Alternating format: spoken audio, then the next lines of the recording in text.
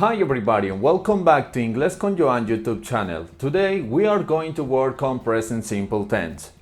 Hola a todos y sean bienvenidos una vez más al canal de YouTube de Inglés con Joan. Para el día de hoy vamos a trabajar el tiempo presente simple. Entonces, el presente simple, como lo podemos observar, es un tiempo verbal que obviamente, como su nombre lo indica, está en presente y lo utilizamos para hablar de rutinas y de hechos que son muy usuales y son reales. Entonces, rutinas, ya saben que una rutina es todas las acciones que nosotros realizamos desde que nos levantamos hasta que nos vamos a dormir.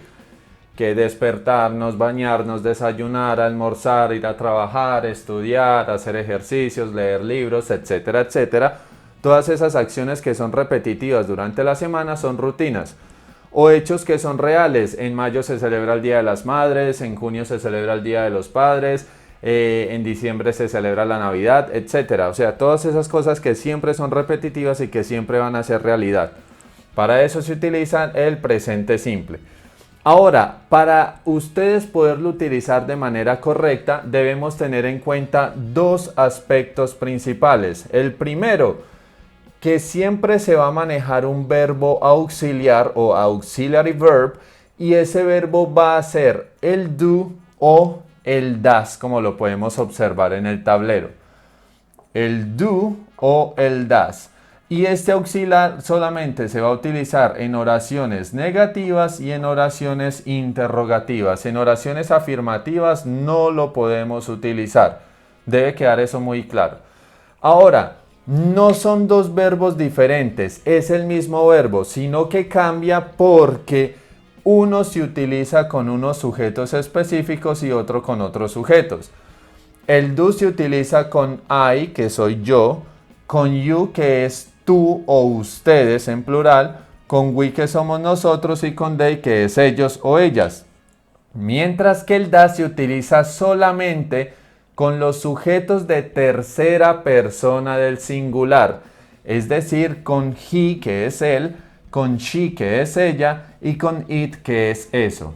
Nuevamente, primer aspecto importante a tener en cuenta, el verbo auxiliar.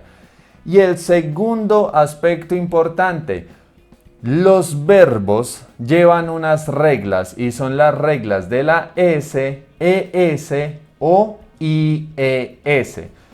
Resulta que cuando ustedes van a realizar de forma hablada o de forma escrita una oración con sujetos de tercera persona, nuevamente vuelve y juega, con he, con she o con it, los verbos obligatoriamente se les debe aplicar alguna de estas tres reglas. Y para mayor información, ya en nuestro canal contamos con el video explicativo que lo dejo acá en la parte de arriba para que lo puedan observar en caso de que no lo hayan hecho. Entonces, al verbo nuevamente se le va a agregar una S, o de pronto una ES, o de pronto una IES, dependiendo de su terminación. Solamente nuevamente con estos tres sujetos. Que en caso de que ustedes quieran hacer una oración con estos sujetos, con I, you, we, they, estas reglas no se aplican, se dejan quieticas. Y estas reglas, también súper importante, al igual que pasó acá, estas reglas solamente se utilizan en oraciones afirmativas. Debe quedar muy en claro eso. Entonces, el verbo auxiliar solamente se utiliza en negaciones y preguntas, mientras que estas reglas solamente se utilizan en afirmaciones. Y para poder entender un poco más esto, pasamos a las estructuras de las tres oraciones, de la afirmación, la negación y la pregunta. Y observamos que para poder escribir o decir una oración de manera correcta, en forma afirmativa debemos hacerlo con sujeto más el verbo más el complemento o predicado que decimos en español.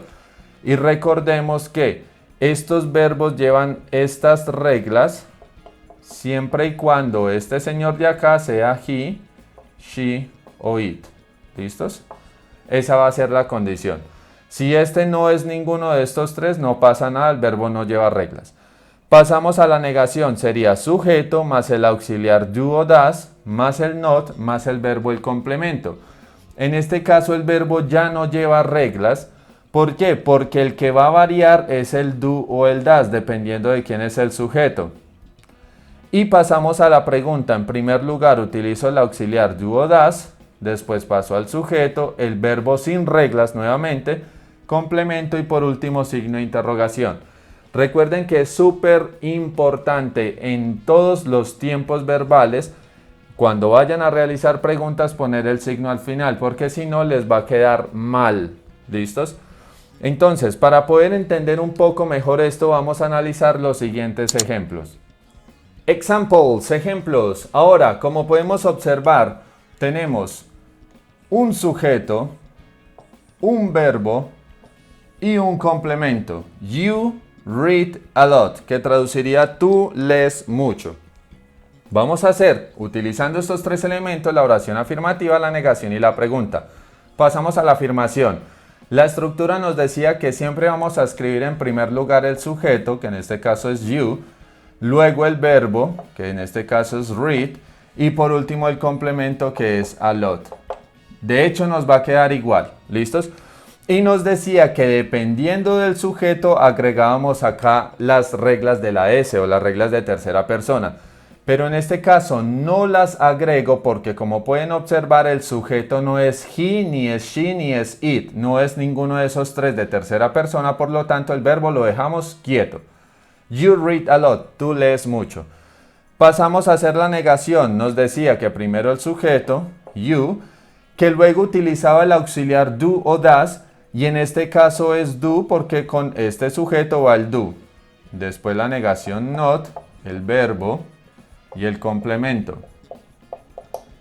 You do not read a lot. Tú no lees mucho. Nos queda de esa manera.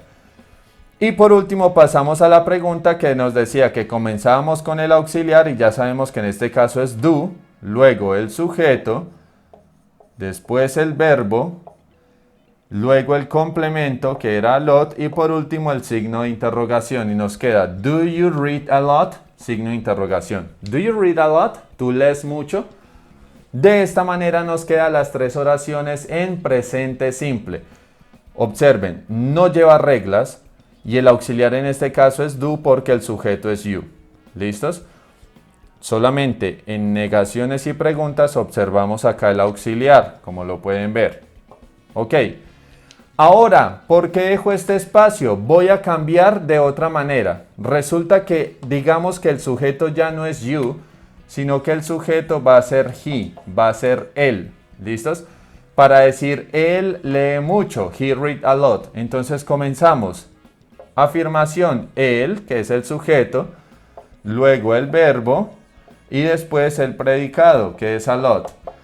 Y observamos que como en este caso el sujeto es él, entonces en este verbo sí debo aplicar las reglas de la S, y si ustedes ya observaron el video es simplemente agregarle una S al final y nos queda de esa manera.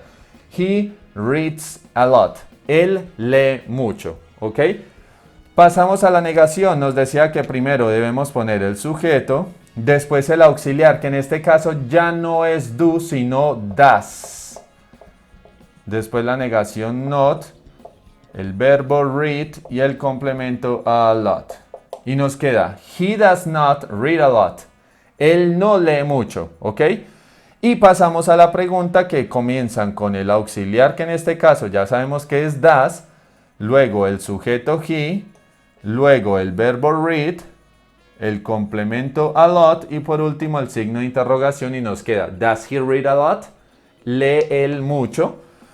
Y de esta manera observamos cómo cambia el auxiliar, que ya no es do sino does porque el sujeto es he. ¿Listos? Última explicación para las oraciones negativas.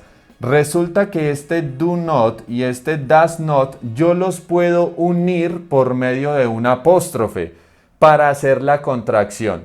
El do not me quedaría don't y el does not me quedaría doesn't.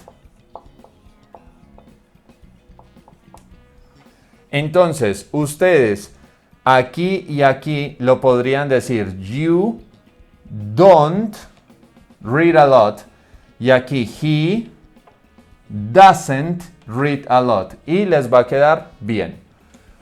Esto es todo lo que deben saber sobre el uso del presente simple. Recuerden, este es un tiempo que utilizamos para hablar de rutinas y de hechos que son reales.